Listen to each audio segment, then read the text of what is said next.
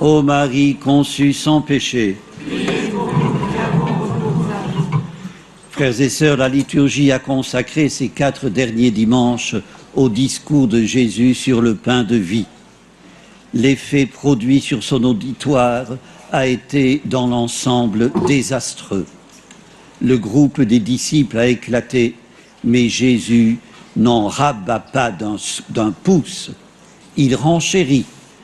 Et quand vous verrez le Fils de l'homme monter là où il était auparavant, laisse-t-il tomber sans achever sa phrase. Croire ou ne pas croire, la tension est au plus haut. Le vieillard Siméon l'avait prophétisé, Jésus sera toujours un signe de contradiction. Cette parole est rude, qui peut l'entendre? Ce ne sont pas les adversaires de Jésus qui marmonnent ou récriminent, qui sont scandalisés, mais ses disciples. Leur incompréhension, qui tourne à l'indignation, s'explique. Elle est toute humaine. Comment entendre dire qu'il vienne d'en haut, ce Jésus, fils de Marie? Que peut vouloir dire don de sa chair, don de son sang? Frères et sœurs, ceux qui, ce jour-là, cessèrent d'accompagner Jésus, relève le pape François en commentant ce texte, avaient sans doute de l'admiration pour lui, mais ils craignaient de s'engager à sa suite à cause de ses propos inouïs, de son étrange comportement. Le pape les qualifie de chrétiens satellites, adeptes d'une petite chapelle mitonnée à leur mesure, ou pour reprendre une parole de Jésus dans l'Apocalypse, des tièdes, ni brûlants, ni froids. Or, la foi ne s'accommode pas de tiédeur ni d'habitude, sinon elle s'éteint comme un feu non entretenu.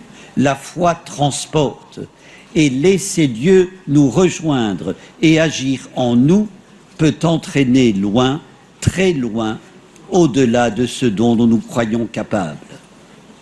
Frères et sœurs, il n'en reste pas moins que croire ne va pas de soi. Il y a, disait Pascal, assez de clarté pour qu'on puisse croire et assez d'obscurité pour qu'il faille croire. Il s'adresse à celui qui balance et qu'il veut convertir.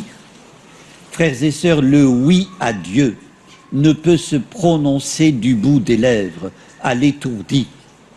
La décision de le suivre doit être mûrie, libre et dégagée de toute euphorie ou exaltation.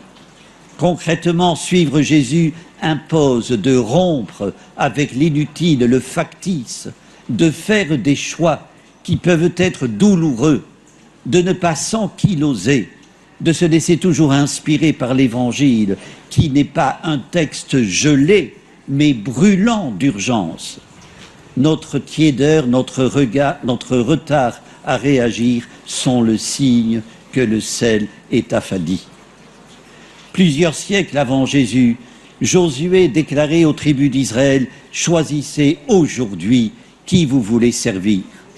C'était à Sichem, juste avant l'installation en terre promise. Sichem, un lieu chargé de mémoire biblique où Dieu avait renouvelé à Abraham la promesse de donner la terre de Canaan à ses descendants. À Sichem, où Jacob acheta un lopin de terre pour ériger un autel au Dieu d'Israël. Josué y prononce son discours d'adieu avant de mourir. Il met le peuple devant ses responsabilités. C'est le moment du choix. Personne n'est exempté. Frères et sœurs, la question que Jésus pose aux disciples rejoint celle de Josué. Voulez-vous partir vous aussi? Leur dit-il sans embâge. Car il sait que l'incrédulité s'est infiltrée parmi le groupe. Il a lu dans les cœurs l'intention de l'abandonner. C'est pourtant le moment qu'il choisit pour lancer la flèche qui file vers le mystère de sa personne. Et quand vous verrez le Fils de l'homme monter là où il était auparavant, une flèche vibrante décochée vers sa gloire. Précédemment, il avait fait référence à sa descente du ciel. Voici qu'il fait référence à sa montée au ciel, à son retour auprès du Père. mais comment accepter tout de go l'incarnation de Dieu, les conditions dans lesquelles elle s'est produite, sa naissance si humble, et maintenant le don du pain qui est son corps, le don du vin qui est son sang, comment l'accepter sans le recours de l'Esprit Saint? Personne ne peut venir à moi si cela ne lui est pas donné par le Père, répond Jésus. Frères et sœurs, mettons au centre de nos désirs le choix de suivre Jésus. Seigneur, balaie nos hésitations et nos confusions. Aide-nous à les remplacer par de solides convictions. Apprends-nous à trancher au lieu de balancer et de différer. Accepte qu'avec Pierre nous te disions: à qui irions-nous, Seigneur? Tu as les paroles de la vie éternelle. Amen. Prions ensemble. Pour la liberté que ton esprit fait jaillir en nos cœurs, Seigneur, sois béni. Pour la parole exigeante de ton Fils qui nous amène toujours plus loin, Seigneur, sois béni. Lorsque nous sommes découragés, lorsque nous ne savons plus vers qui nous tourner, fais-nous garder au cœur le cri de confiance de Simon-Pierre. Tu as les paroles de la vie éternelle. Toi, le Dieu qui nous aime pour les siècles des siècles. Amen. Le Seigneur soit avec vous.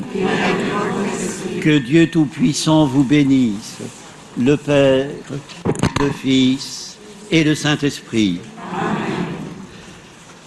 Notre-Dame de Lourdes, Sainte Bernadette,